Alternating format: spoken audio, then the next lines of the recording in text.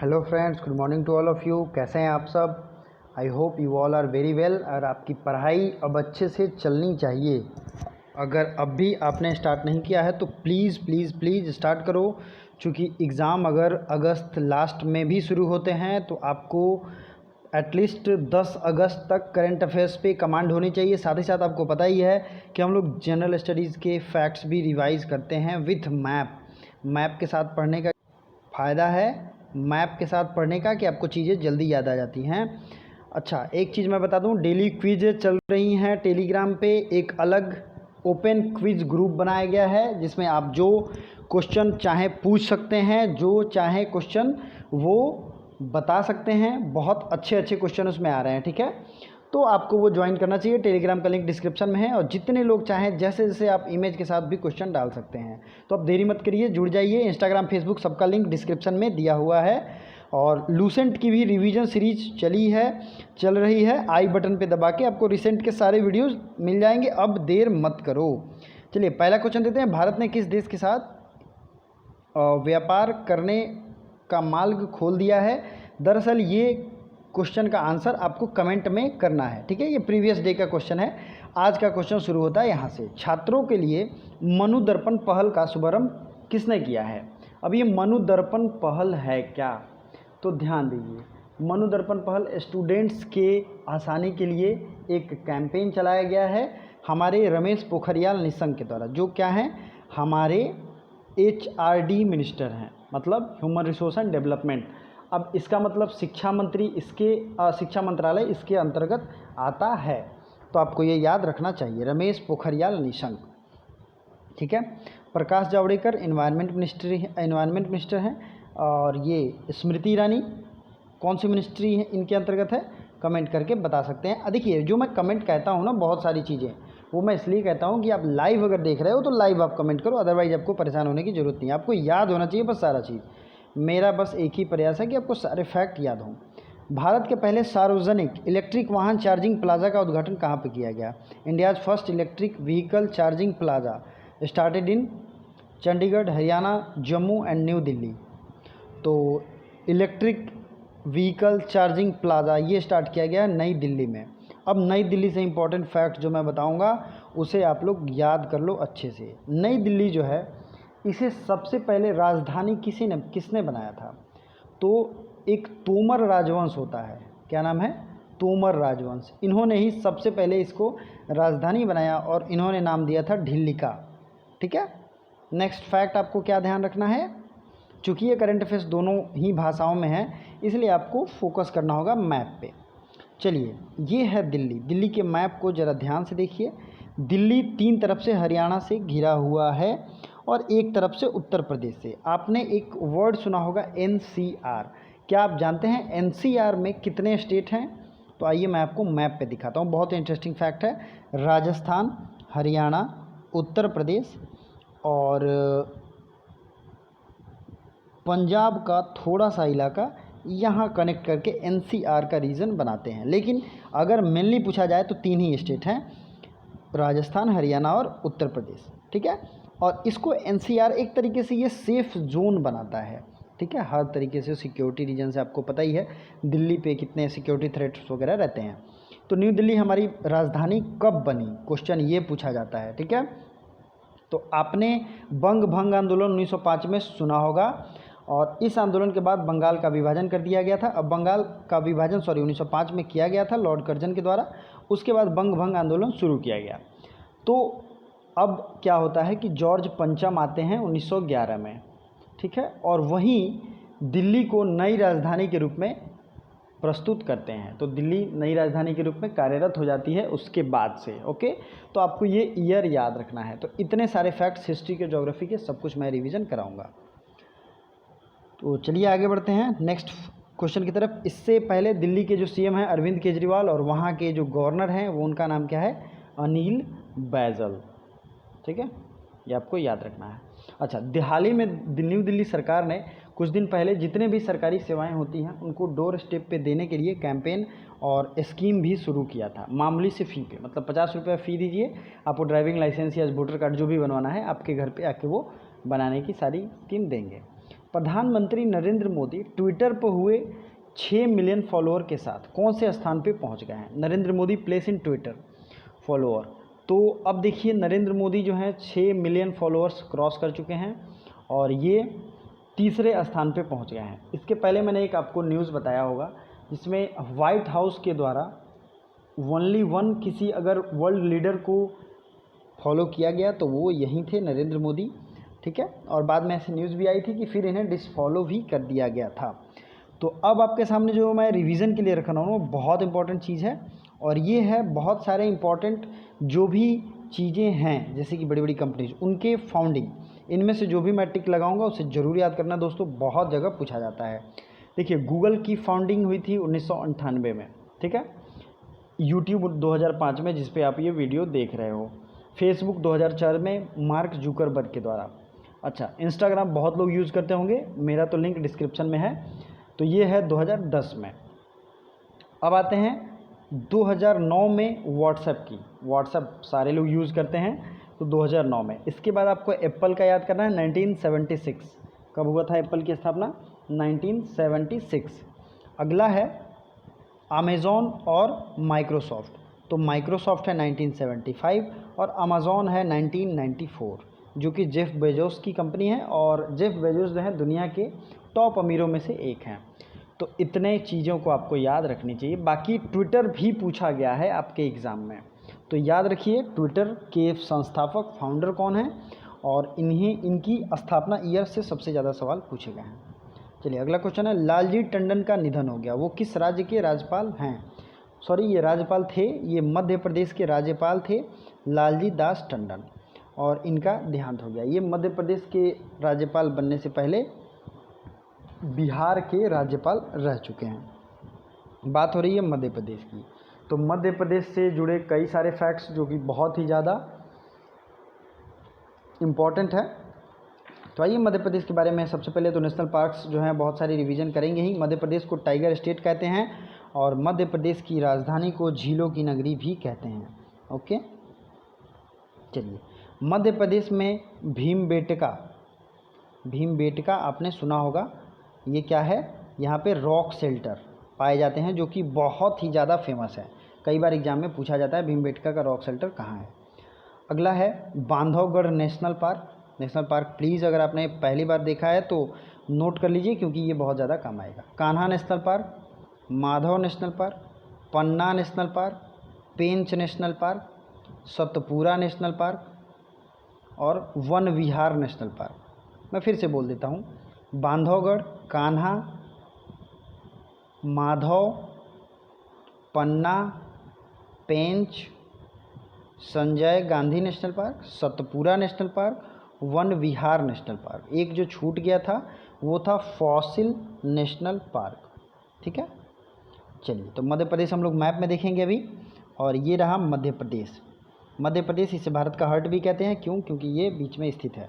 इसकी बाउंड्री लगती है राजस्थान, उत्तर प्रदेश और छत्तीसगढ़, फिर महाराष्ट्र और गुजरात। इन स्टेट से मध्य प्रदेश की बाउंड्री लगती है।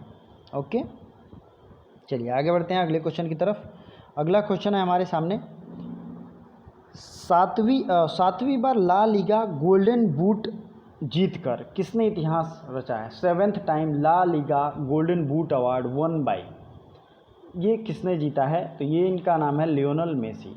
और मैंने क्या बताया था, ला लीगा जो अवार्ड हो रहा था ये मैच, इसे जीता था रियल मैड्रिड ने। 34वीं बार इन्होंने जीता है रियल मैड्रिड। आपको रोज़ के करंट अफेयर्स देखने चाहिए। अगर आपने पिछले दिन के नहीं देखे हैं तो बहुत सारे लॉट ऑफ फैक्ट्स आपने ऑटोमेटिकली मिस कर दिए हैं। ठीक है, तो ज़रूर देखा कीजिए डेली के। तो लियोनेल मेसी बार्सिलोना क्लब के लिए खेलते हैं, आपको ये पता भी होगा और इन्हें एक तरीके से फुटबॉल का जादूगर कह सकते हैं। काफ़ी अच्छा ये खेलते भी हैं। साइना नेहवाल, पीवी सिंधु और नोवाक जोकोविच, तो ये किस किस खेल से संबंधित हैं ये आपको पता होना चाहिए। साइना नेहवाल बताइए। चलिए मैं लाइव देख रहा हूँ कितने लोगों के सही होते हैं। साइना नेहवाल के बारे में बताइए। पढ़ाई मन से नहीं हो रही है। चलिए अगले क्वेश्चन की तरफ बढ़ते हैं। युवा मामले और खेल मंत्रालय ने युवाओं में स्वैच्छिकता मतलब कि इंडिपेंडेंसी को कहते हैं, ये को बढ़ावा देने के लिए किसके साथ साझेदारी की है? तो ये है यूनिसेफ। यूनिसेफ का फुल फॉर्म क्या होता है, इसकी स्थापना कब हुई थी, दोनों आपके लिए बहुत ही ज़्यादा ज़रूरी हैं। यूनिसेफ का हेडक्वार्टर है पेरिस में, ठीक है। और इसके साथ साथ हम लोग जितने भी वर्ल्ड के इम्पॉर्टेंट ऑर्गेनाइजेशन हैं, प्लीज़ अगर आप नोट बनाना चाहते हैं तो मैं धीरे धीरे बोल रहा हूँ, आप नोट बना सकते हैं। सबसे पहला शुरू करते हैं ब्रिक्स, जिसमें भारत भी मेंबर है, BRICS। इसका होता है, क्या होता है बताइए। बी से होता है Brazil, Russia, India, China and south Africa. और इसका हेडक्वार्टर है संघाई में, ठीक है। इसी तरीके से एक ऑर्गेनाइजेशन है SCO, संघाई कोऑपरेशन ऑर्गेनाइजेशन। इसका भी हेडक्वार्टर है कहाँ पे, तो ये भी है संघाई में ही, ओके। नेक्स्ट है यूरोपीय यूनियन, जिससे ब्रिटेन अभी अलग हुआ है, तो इसका हेडक्वार्टर है सिटी ऑफ ब्रुसेल्स, ठीक है, बेल्जियम में। नेक्स्ट है एमनेस्टी इंटरनेशनल। एमनेस्टी इंटरनेशनल का हेडक्वार्टर कहाँ है बताइए, लंदन में। एशियन डेवलपमेंट बैंक, इसका हेडक्वार्टर कहाँ है, मनीला। नेक्स्ट है आसियान। आसियान का हेडक्वार्टर कहाँ है, तो ये है जकार्ता, ठीक है। NATO, North Atlantic Treaty Organization, इसका हेडक्वार्टर कहाँ है, तो इसका भी हेडक्वार्टर है कहाँ पे है बताइए, नॉर्थ अटलांटिक ट्रीटी ऑर्गेनाइजेशन का ब्रुसेल्स ही है, ओके।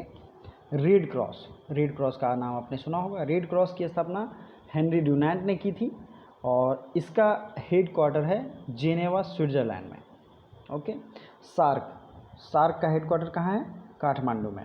आई होप आपके बहुत सारे फैक्ट रिवीजन हो रहे हैं, तो वीडियो को लाइक कर सकते हो, अगर आपको अच्छा लगता है तो शेयर भी करो। इंटरपोल, इंटरपोल का हेडक्वार्टर कहाँ है, तो ये है लायंस, फ्रांस में, okay. World Trade Organization WTO का हेडक्वार्टर कहाँ है, तो ये है जिनेवा में, ठीक है। लीग ऑफ अरब स्टेट्स, इसका हेडक्वार्टर कहाँ है, तो ये है Cairo. League of Arab State, इसका हेडक्वार्टर है कायरो में। अब आते हैं अगले कुछ इंपॉर्टेंट फैक्ट्स को। यूनाइटेड नेशंस के कुछ ऑफिसेज हैं, जैसे कि मैंने आपको बताया था United Nations Industrial Development Organization, short में पूछा जाता है यूनीडो। यूनीडो का हेडक्वार्टर है वियना, प्लीज़ नोट कर लीजिए। यूनीडो और इंटरनेशनल एटॉमिक एनर्जी एजेंसी, दोनों का हेडक्वार्टर कहाँ है, वियना में, ओके। चलिए अगला है वर्ल्ड वाइल्ड लाइफ फंड, मतलब WWF, इसका हेडक्वार्टर कहाँ है, इसका हेडक्वार्टर है ग्लैंड, स्विट्ज़रलैंड में, ठीक है। इंटरनेशनल ओलंपिक कमेटी, इसका हेडक्वार्टर कहाँ है, इसका है लुसाने, स्विट्ज़रलैंड, ओके।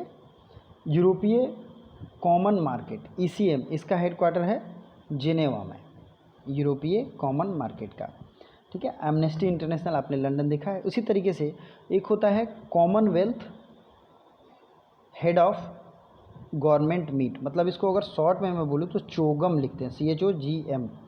चोगम की हेडक्वार्टर है लंदन में। ओपेक, ओपेक कई बार पूछा जाता है। आई होप आप लोग बोर नहीं हो रहे हो, क्योंकि मैं बहुत सारे फैक्ट रिवीजन कराऊंगा, तभी आपका एग्ज़ाम अच्छा जाएगा। ओपेक जो है इसका हेडक्वार्टर है वियना में, ओके। कॉमनवेल्थ का लंदन है। अब बात करेंगे हम लोग यूनिसेफ का, तो मैंने शायद यूनिसेफ का हेडक्वार्टर आपको पेरिस बता दिया था, दरअसल वो Paris is the wrong answer, वो किसी और चीज़ का हेडक्वार्टर है, ओके। तो पेरिस जो हेडक्वार्टर है वो है यूनेस्को का, ठीक है। तो I am extremely sorry for that, UNESCO का पेरिस और यूनिसेफ का है न्यूयॉर्क में। इसके साथ साथ यूनाइटेड नेशंस डेवलपमेंट प्रोग्राम, इसका भी हेडक्वार्टर है न्यूयॉर्क में। यूनाइटेड नेशंस पॉपुलेशन फंड, इसका भी हेडक्वार्टर है न्यूयॉर्क में, ओके। बहुत सारी चीज़ें हैं। वर्ल्ड फूड प्रोग्राम, देखिए फूड से रिलेटेड 2 ऑर्गेनाइजेशन है, दोनों का हेडक्वार्टर न्यूयॉर्क में ही है। और किसी ने मुझे सजेस्ट किया था, कुछ बहुत ही अच्छा लगा मुझे, तो ऐसा अगर कोई सजेशन हो आपके पास तो ज़रूर सजेस्ट कीजिए। भारत और किस देश की सेना के बीच पासिक्स एक्सरसाइज शुरू किया गया है, तो पासिक्स एक्सरसाइज ये क्या है, इसका नाम है पास एक्स। तो ये क्या है, देखिए ये पूरे वर्ल्ड नेविगेशन में जो समुद्र हैं, ओशियन हैं, बड़े बड़े शिप, कमर्शियल शिप आते हैं, एक तरीके से इंडस्ट्रियल शिप आते जाते हैं, तो उनको अच्छे से एक तरीके से डोमिनेंट किसी भी देश के द्वारा वो पासेज ना हो, इसके लिए भारत और अमेरिका के बीच में ये पासिक्स एक्सरसाइज अभी चल रहा है सी में, ओके, सी साइड में। तो आपको ये ध्यान रखना है, ठीक है। चलिए अगला क्वेश्चन है, CBDT ने किस मंत्रालय के साथ डाटा साझा करने के लिए समझौता किया है? तो CBDT agreement with which ministry for data cooperation. तो ये मिनिस्ट्री कौन है बताइए? ये है MSME ministry, medium small enterprises. ठीक है, MSME micro medium and small enterprises ministry जो है, इसके साथ इन्होंने अग्रीमेंट किया है डाटा साझा करने के लिए। तो आपको याद रखना है CBDT का फुल फॉर्म क्या होता है? Central board of direct taxes. ठीक है, और दूसरा होता है CBIC। बहुत बार एग्जाम में पूछा गया है, VVI रट्टा मार लो। Central board of indirect tax and custom, इसमें थोड़ा सा अंतर हो गया है। CBIT पहले था, अब इस CBIC कहलाता है, central board of indirect taxes and custom, और उसका क्या है? Central board of direct taxes. अब आते हैं द इंड गेम, बुक का नाम है the end game, book author तो ये है S हुसैन जैदी। ठीक है, S हुसैन जैदी। इसी तरीके से मैंने कल भी एक बुक का नाम लिखा था, आपको बताना चाहिए, देखना चाहिए, रिवीजन करना चाहिए। इसकी PDF आपको टेलीग्राम पे रेगुलर मिलती रहती है, तो टेलीग्राम ज्वाइन करिए क्विज़ के लिए और भी बाकी चीज़ों के लिए। फीफा ने 2022 विश्व कप किस देश में आयोजित करने की घोषणा किया? FIFA 2022 world cup announced in which country? तो ये जो है ये होगा कतर में। कहाँ होगा? कतर में। Okay, next point, Nelson Mandela पुरस्कार 2020 से किसे सम्मानित किया गया? Nelson Mandela award. अभी हाल ही में 18 जुलाई को नेल्सन मंडेला डे मनाया गया है, आपको पता ही होगा। और इसी तरीके से 20 जुलाई को चेस डे मनाया गया, 29 जुलाई को टाइगर डे मनाया गया। ठीक है, तो ये सारी चीज़ें आपको याद होनी चाहिए क्योंकि एग्ज़ाम में पूछता है और रिवीजन कराता है। तो मेरे कहने का मतलब है नेल्सन मंडेला अवार्ड जिन्हें भी मिला है, अब उनके बारे में हम लोग देखेंगे। और इनका नाम आपको दिख रहा होगा, दोनों मोरिशना कोविट और मारियाना वर्दीनायनिश। ठीक है, ये दोनों को नेल्सन मंडेला अवार्ड 2020 मिला है। भारत की पहली corona virus in human trial किस एम्स में शुरू किया गया है? India's first corona virus human trial started in which aims? AIIMS का फुल फॉर्म क्या होता है? All India institute of medical sciences. ये एम्स पटना में, बहुत अच्छी बात है कि इसका ह्यूमन ट्रायल शुरू किया गया है। ठीक है, ओके, तो ये हो गया एम्स पटना में, ये शुरू किया गया है मोस्ट इंपॉर्टेंटली, और बहुत ज़्यादा चांसेज हैं कि ये पूछे जाएं। इसी तरीके से कुछ और भी है, जैसे कि प्लाज्मा थेरेपी से सबसे पहला इलाज जो शुरू किया था, ये लखनऊ के किंग जॉर्ज हॉस्पिटल ने शुरू किया था, और अब तो काफ़ी जगह ये सक्सेसफुल भी है। तो ICC के सलाइवा प्रतिबंध नियम का उल्लंघन करने वाले पहले क्रिकेटर बने हैं। Which cricketer is first to breach ICC saliva ban? ये सलाइवा बैन है क्या? सलाइवा मतलब होता है जो आप थूक एक तरीके से जो रब करते हैं ना बॉल में, वो इस पे ICC ने बैन किया था। क्यों? क्योंकि इससे कोरोना वायरस स्प्रेड हो सकता है। ठीक है, तो ये सबसे पहले डोम सिवली इन्होंने ब्रीच कर दिया है, और इनके बारे में कोई भी डिटेल आपको पता हो आप हमें कमेंट बॉक्स में कमेंट कर सकते हैं। डोम सिवली। ठीक है, शाहिद अफरीदी ये पाकिस्तानी खिलाड़ी हैं, आपको पता ही है। रविंद्र जडेजा ये इंडियन प्लेयर हैं, और मैं तो क्रिकेट में बहुत कम इंटरेस्टेड हूँ, लेकिन आप लोग काफ़ी जानते हो। किस राज्य सरकार ने ट्रॉला सिर्फ और हथकरघा क्षेत्र को बढ़ावा देने के लिए फ्लिपकार्ट से समझौता किया है? तो जाहिर सी बात है, क्वेश्चन जो आपसे पूछा जाएगा कि किस राज्य सरकार ने अपने हथकरघा या हैंडीक्राफ्ट, इसको इंग्लिश में कहते हैं, हैंडीक्राफ्ट को बढ़ावा देने के लिए फ्लिपकार्ट के साथ समझौता किया है? तो ये है उड़ीसा। उड़ीसा के CM नवीन पटनायक, गणेशी लाल वहाँ के गवर्नर। किस देश की संसद ने समान लिंग विवाह पर प्रतिबंध लगाने की प्रक्रिया शुरू की? Which country parliament banned same sex marriage? Sorry, यहाँ होना चाहिए started to ban same sex marriage. तो ये रूस ने शुरू कर दी है। रूस ने सेम सेक्स मैरिज पे प्रतिबंध शुरू कर दिया है। और यहाँ रूस का आज मैंने यूरोपियन पार्ट आपके साथ रखा है। रूस दुनिया का एक ऐसा देश है जो 2 महादेशों में फैला हुआ है। ठीक है, रूस की राजधानी है मॉस्को, रूबल वहाँ की करेंसी। अभी हाल ही में वहाँ के PM चुने गए हैं, उनका नाम है मिखाइल मिशुत्सिन। और बैकाल झील कहाँ है? बैकाल झील तो ये है रशिया में, मतलब रूस में। ठीक है, और एक चीज़, एशिया और यूरोप को एक पर्वत अलग करती है, यूराल पर्वत। तो यूराल पर्वत जो है रशिया में ही पड़ती भी है। ओके, अब देख लेते हैं हम लोग ये यूरोप का मैप है, और आपको पता ही है यूरोप के फ्रांस की बात हो तो फ्रांस की राजधानी है पेरिस, यूरो यहाँ की करेंसी। स्पेन की राजधानी है मैड्रिड, यूरो यहाँ की करेंसी। पुर्तगाल की राजधानी है लिस्बन, ठीक है। पोलैंड की राजधानी है वार्सो, ठीक है। ऑस्ट्रिया की राजधानी कहाँ है? वियना, जहाँ पे हेडक्वार्टर है बहुत इंपॉर्टेंट ऑर्गेनाइजेशन का। स्विट्ज़रलैंड की राजधानी है बर्न। तो ये सब आपको याद होना चाहिए जनरल नॉलेज का, ये बहुत अच्छा फैक्ट कंपाइलेशन है। अब आज आपके लिए जो सवाल था वह मैंने सबसे पहले ही बताया था, जो मैंने कल पढ़ाया भी है। भारत ने किस देश के साथ व्यापार मार्ग खोल दिया है? India opened a new root of trade by which country? इसका मैंने आंसर भी कल बताया था। तो आपको जो भी राइट आंसर है कमेंट बॉक्स में कमेंट करना है। साथ ही साथ ये बता सकते हैं कि वीडियो आपको कैसा लगता है। और thank you so much for watching till the end.